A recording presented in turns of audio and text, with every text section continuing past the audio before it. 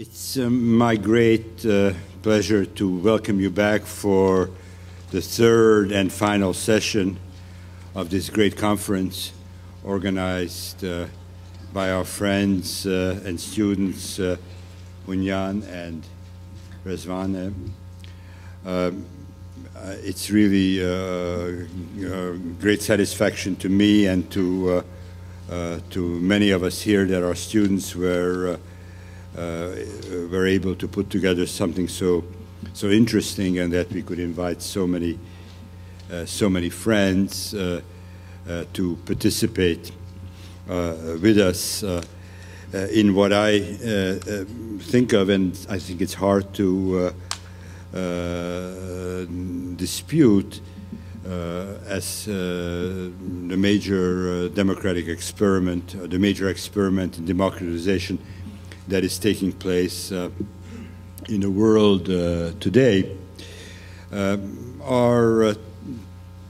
time in which the current phase of the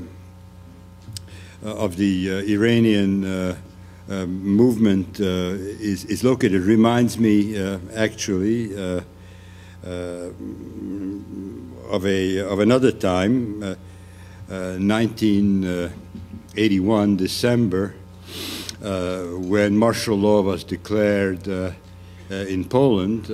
You might think it's a very pessimistic and dark time, but just a few weeks after, in a Hungarian Samizdat journal, my friend János Kiss wrote that the imposition of martial law in Poland indicates that the final crisis of Soviet-type societies has begun. I think he was alone at that time to have written such a thing, but I think he has turned out to be right.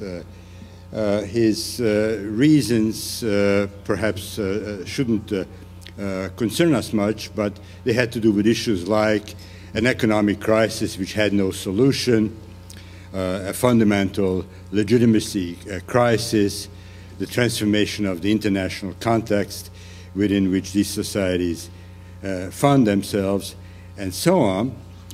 But I think more importantly, he addressed the question which was troubling everyone at the time, namely that with the collapse of the Solidarity movement, or at least the great phase of the Solidarity movement between 1980 and 81, East European activists have lost a third potentially important method of social political transformation.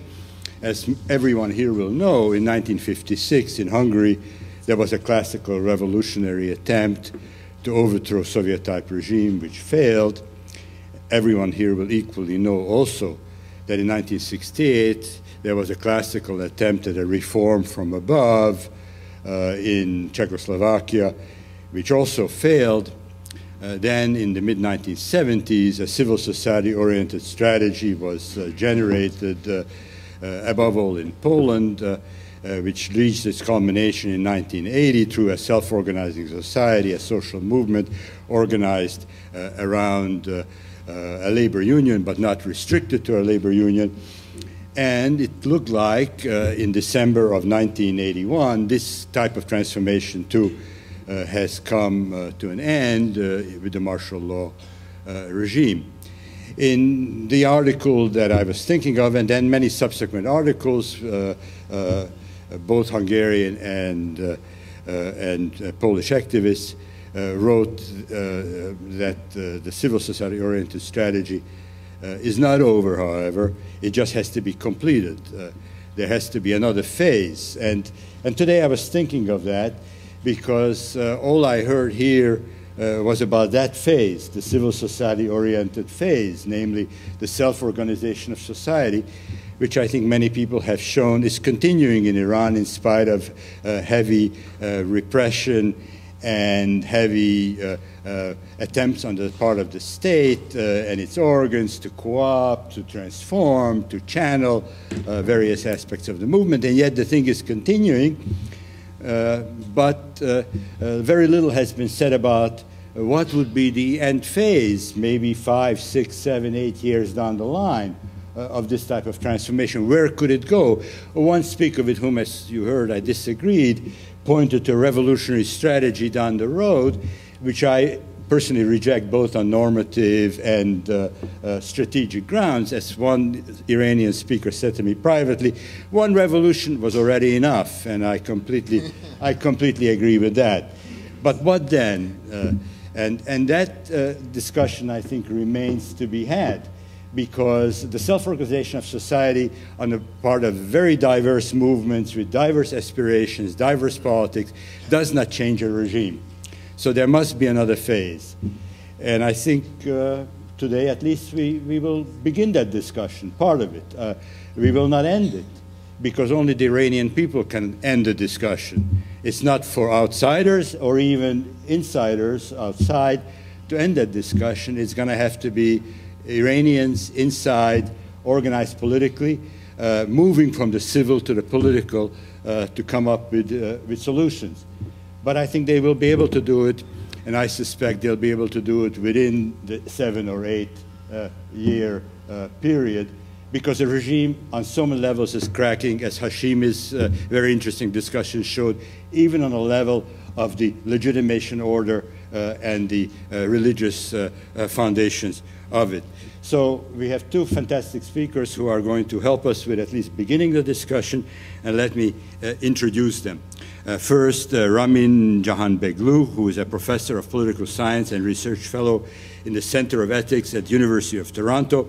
He taught in the Department of Political Science at the University of Toronto from 1997 to 2001. He later served as the head of the Department of Contemporary Studies of the Cultural Research Center in Tehran, and in 2006 to 2007 was Rajni Kothari Professor of Democracy at the Center for the Study of Developing Societies in Delhi, India. In April 2006, Ramin was arrested in the Tehran airport and charged with preparing a velvet revolution in Iran. He was placed in solitary confinement for 4 months and then subsequently released. Among his 20 books in English, French, and Persian are Conversations with Isaiah Berlin, Gandhi aux sources de la non-violence, Penser la non-violence, Iran between tradition and modernity, India revisited, the clash of intolerance, and very recently in the spirit of India. I'm proud also to say that he has just edited an issue, 4 Constellations, on the current political process going on in Iran, which we hope would be ready for today, but it is not yet. I hope some of you will get a chance to look at it. Our second speaker will be Hadi Ghahemi, who is an Iran analyst and human rights expert. He's currently the director of the International Campaign for Human Rights in Iran, which has become one of the leading groups reporting and documenting human rights violations in Iran and building international coalitions in defense of Iranian human rights defenders. He received his doctorate in physics from Boston University in 1994 and had been teaching in the City University of New York until 2000. After the invasion of Afghanistan in 2001, he was a member of the first UN-commissioned Human Rights Fact-Finding Commission to Afghanistan. Between 2001 and 2004, he worked with NGOs focusing on Afghanistan and Iraq. In 2004, he joined Human Rights Watch as the Iran and United Arab Emirates researcher. Ramin and Hadi will address not only what is going on in Iran, but also the nature of the political and ethical demand generated by the Iranian political process for us outsiders, who evidently, most of us here, are not excited and have never been excited about the hard tactics adopted during the previous 8 years of the American administration with respect to democracy promotion. But at least some of us here have been involved in soft forms of democracy support, and hopefully you'll give us at least some clues about what forms that soft interventionism can take in the next period. So Ramin will start us off. Thank you very much.